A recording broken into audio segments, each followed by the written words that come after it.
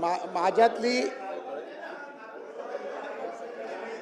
तो तो एक चित्रपट होता माहिती आहे, त्याच्यामध्ये बाईक वरती बोलता बोलता शॉक लागून पडतो, तसं होईल अर्थिंग.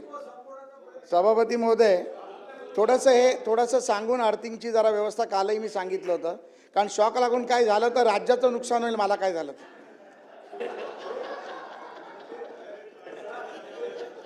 त्याची पूर्ण खबरदारी घेण्याचं नियोजन आहे आमचं. काही अशी हानी होणार नाही याची काळजी घेतोय आम्ही.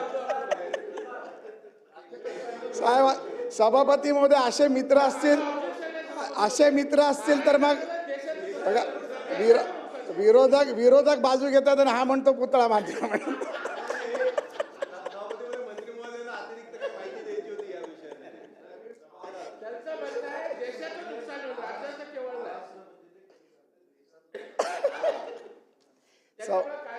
सभापती महोदय,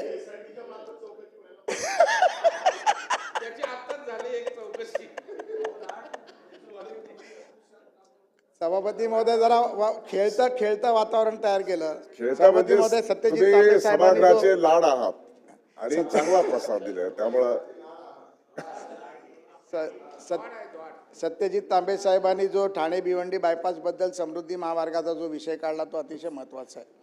खरं तर मुलुंडपासून समृद्धी महामार्गावर चढण्यासाठी 2-2.5 तास लागतात आणि तिथून मग पुढे नागपूरला यायचं असेल तर 5.5 तासात आपण येतो.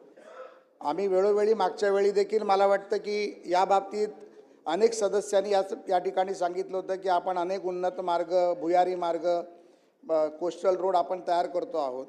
तर या बाबतीत एक सूचना मागच्या 1-2 अधिवेशनापूर्वी मी सभागृहात केली होती की आपण जिथे समृद्धी महामार्ग संपतो तिकडनं टनलच्या माध्यमातून मुलुंडपर्यंत आणि मुलुंडपासून ऐरोलीपर्यंत हा जी कनेक्टिव्हिटी जर केली तर ती अतिशय उत्तम प्रकारे मुंबईकरांना, नवी मुंबईकरांना त्याचा उपयोग होईल आणि त्याच माध्यमातून मग पुढे जाऊन तो कोस्टलला देखील जॉईन करता येईल. त्यामुळे अशा प्रकारची व्यवस्था करण्यासाठी आपण सरकार म्हणून निर्देश देणार का?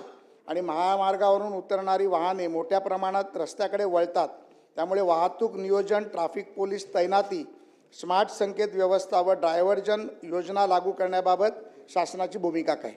मंत्री महोदय. सभापती महोदय, प्रसाददादांनी जी अपेक्षा व्यक्त केली आणि मला माहिती आहे या सभागृहातील नाही, या महाराष्ट्रातील सगळ्या जनतेला विश्वास आहे की ज्या पद्धतीने नागपूर मुंबई समृद्धी महामार्ग मुख्यमंत्री देवेंद्र फडणवीस साहेबांनी हा